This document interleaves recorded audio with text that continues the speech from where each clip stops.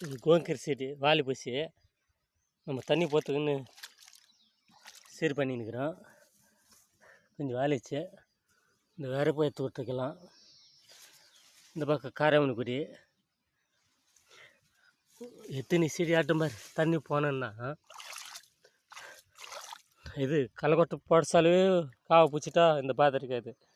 இப்போ காவை பிடிக்கணுன்னா கலகை பிடுங்க சாலம் ரொம்ப கஷ்டம். கலகை முத்திட்டுக்குது. இந்த தண்ணிக்கு பிடிங்கலாம்.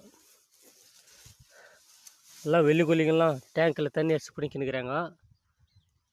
இதை கலகெல்லாம் முத்திட்டுக்குது. இந்த தண்ணிக்கு பிடிங்கலாம். இந்த சோள பயிர்